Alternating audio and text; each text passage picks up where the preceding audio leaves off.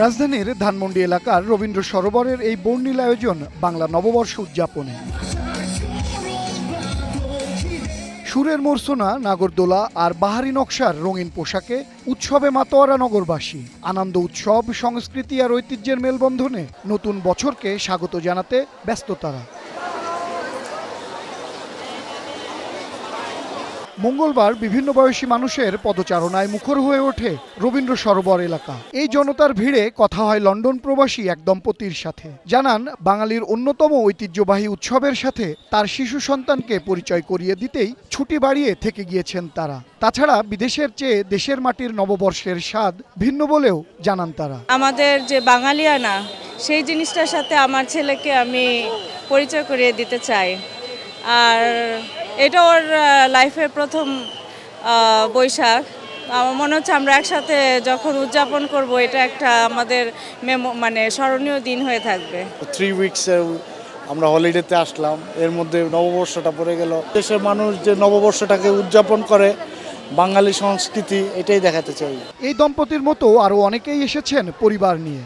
উৎসবে মাতোয়ারা দর্শনার্থীরা ব্যস্ত সময় পার করছেন ঘুরে ফিরে কিংবা একে অন্যের ছবি তুলে। বাংলার প্রথম নববর্ষ, এটা একটা আনন্দের বিষয়, এই কারণে ঘুরতে আসে। উৎসাহ নিয়ে বের হই যে আমরা একটু ঘুরবো, একটু মজা করব। বাঙালির একটা ঐতিহ্য, বাঙালির একটা নববর্ষ, এইটা আমরা পালন করি, আগে থেকেই আসতেছে। এখন আমাদের ছোট জেনারেশনরাও এটা শিখবে আমাদের থেকে, এই জন্য গরম উপেক্ষা করে আমাদের আসে। গ্রামের যে ফিলটা ওটা একটু ডিফারেন্ট, আর ঢাকার মেলা ডিফারেন্ট। গ্রাম্য সাংস্কৃতিকটা বেশি করা হয়, আর এখানে তো ওইভাবে ফলো করা না। ওইটা এই উৎসবের সাথে নিজেকে সামিল করা এবং পরিবারকে সামিল করার জন্য বাচ্চাকে নিয়ে আসছে আজকে। আর শিশুরা মেতেছে নৌকা, নাগরদোলা সহ বিভিন্ন রাইড উপভোগে। আমি আমার আম্মুর সাথে লেকে আসছি, আজকে পয়লা বৈশাখ উপলক্ষে আসছি। নাগরদোলনা চড়তে চাই, আর হচ্ছে দোলনা দেখতে চাই। নাগরদোলা দেখছি, ট্রেন দেখছি, এরপর লাফানি দেখছি, নৌকা দেখছি। বৈশাখ এটা তো বছরে একবারই আসে, একদিনে আমরা একটু ভালো মতো উদযাপন করার মতো একটু সুযোগ পাই। তো সেক্ষেত্রে আমি মনে করছি যে মানে বাসায় বসে আসলে এটা ওয়েস্ট করার কোনো মানে হয় না। বাচ্চাকে এই সুযোগ হচ্ছে মানে বাঙালি সংস্কৃতির সাথে পরিচয় করিয়ে দেওয়ার। অস্বস্তিকর গরমে নগরবাসী কিছুটা বিরক্ত হলেও ভাটা পড়েনি আমেজে।